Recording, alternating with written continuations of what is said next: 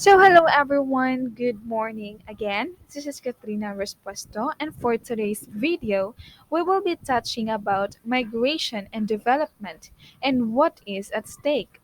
So, without further ado, let's get started. IOM, or International Organization for Migration, and Migration and Development, or M&D. So, making migration work for sustainable development for migrants, countries of origin, and countries of destination. So it means that migration helps spread industrialization internationally because immigrants from industrialized places utilize knowledge transfer mechanisms to help accelerate industry in their destinations. For example, the newfound abundance of laborers in rural areas actually drove rural wages up, plus the arrival of new unskilled job opportunities in cities associated with increased national productivity and development. Just from this example, we can see how migration affects development in both origin and destination countries. What we see is that migration and development go hand in hand. M&D, or migration and development. What is at stake? So, migration matters today more than ever before. Migration is relevant to all three pillars of sustainable development, which are the economic, social, and environmental. Governments increasingly recognize that migration is both inevitable and necessary, and that it can contribute to inclusive and sustainable social and economic development. Okay, here are the effects of migration on development of the country. So migration is relevant today. First, economic. So economic motives for migration are widely referred to as studied as a migration motivator, especially in the context of development. Migration raises world GDP, in particular by raising productivity. It boosts the working age population, so migrants arrive with skills and contribute to the human capital development of receiving countries. Next is migration can also have an impact on a larger social phenomenon such as democratic institutions, environmental degradation, and gender norms, either through the transmission of values and knowledge or through the resources provided by remittances. Next is environmental dimensions of sustainable development and peace and security. So migration also contributes to sustainable development. For households in areas, remittances improve security and with the support of appropriate policies can contribute to local growth. So next is the migration dynamics. So approximately there are 7 billion population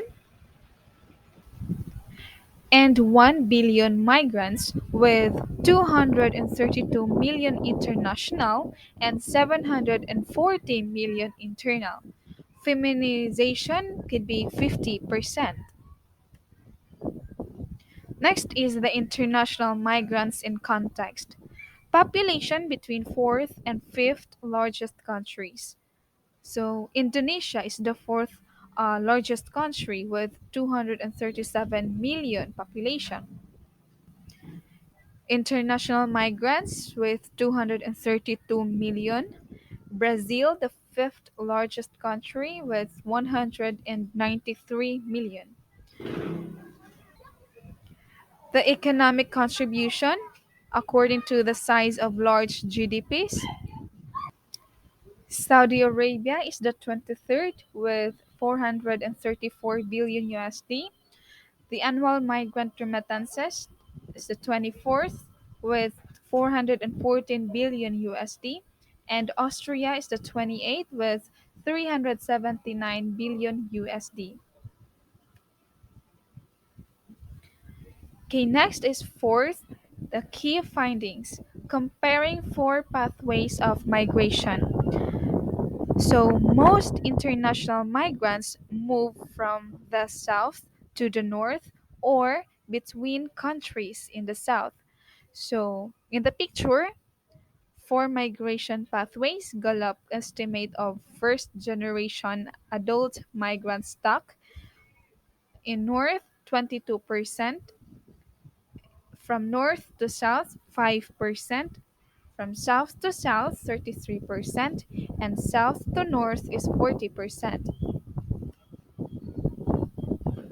So, more than half of the top 20 migration corridors are accounted for by people migrating from south to south.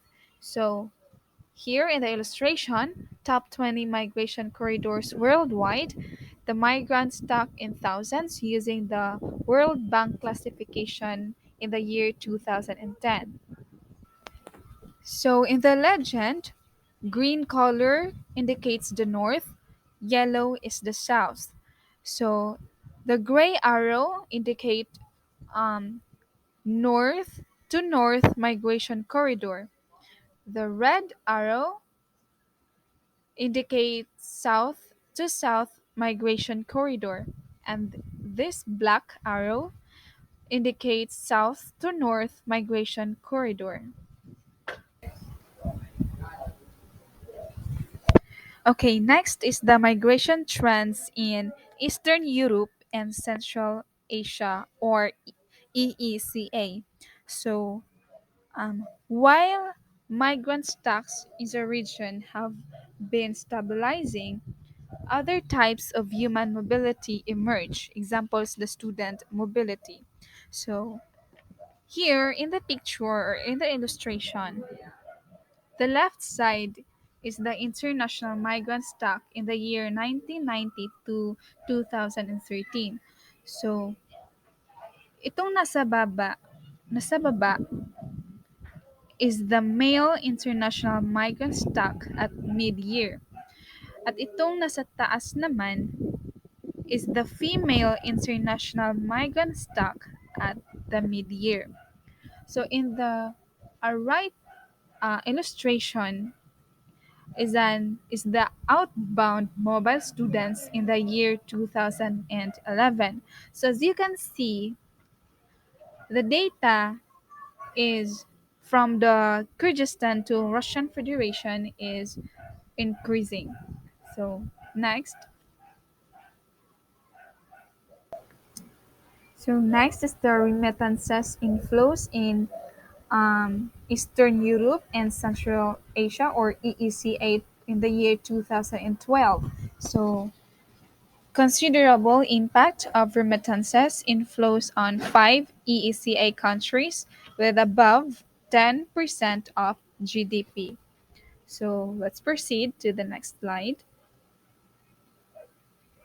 Okay, so post 2015 development age. So 2015 deadline for the achievement of Millennium Development Goals. Safe orderly migration is equal to the development gains. And third, forced or unplanned migration could be the negative repercussions for human development. So, migration as an enabler of development. The future we want for all: equality, sustainability, human rights. So, in inclusive economic development, enablers could be fair and stable global trading system, adequate financing for development and stable financial system, affordable access to technology and knowledge, providing sustainable energy for all, coherent macroeconomic and development policies supportive of inclusive and green growth. In inclusive human development, enablers could be sustainable food and nutrition security, universal access to quality healthcare, universal access to quality education, inclusive social protection systems. In peace and human security, enablers could be democratic and coherent global governance mechanisms, good governance practices based on the rule of law, and human rights protection. In environmental sustainability, enablers could be sustainable use of natural resources, climate, oceans biodiversity, and management of waste. Next is the managing disaster risk and improving disaster response. Next is improving development outcomes. First, promoting the integration of migration within development processes at national, regional, or global levels. Second is protecting and promoting the human rights of all migrants, including undocumented, stranded, stateless, or otherwise vulnerable migrants.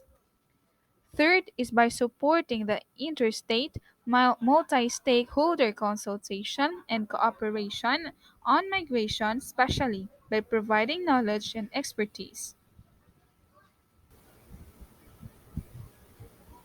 So, next are the effective approaches. So, mainstreaming migration into development processes. So, the mainstreaming process itself has been extremely successful with a mainstreaming of migration going above and beyond the target in in all partner countries and are manifest in rather distinct mainstreaming efforts depending on the existing legislation and migratory, political, and development context in each country. Next is the development at a local level. So, effective local development can reduce disparities between poor and rich places, add to the stock of locally generated jobs and firms, increase overall private sector investment, improve the information flows with investors and developers, and increase the coherence and confidence with which local economic strategy is. Next is the diaspora engagement. So, the diasporas refer to the migrants or descendants of migrants. Other terms used in the literature are expatriates or transnational communities. Diaspora engagement policies consist of a variety of government measures aimed at engaging, maintaining, or developing a relationship with their diaspora living abroad. Last is the ethical recruitment standards. So, employing ethical processes is a benefit for both businesses and recruitment agencies. Transparency in the way recruiters operate means you know what's happening and when. And it also means that recruiters can carry out their rules with confidence and support. Being ethical is attractive. So here is the HOD roundtable recommendations. So assessing the effects of international migration on sustainable development and identifying relevant priorities in view of the preparations of the post 2015 development framework. So these include migration in the post 2015 UN development agenda as part of an enabler. It's about mainstreaming migration into development and broader sectoral planning, embark on an inclusive process of mainstreaming migration into development and other policy sectors, and raising the quality of research and data collection on migration. So that's end for my report, and Thank you so much for listening and watching.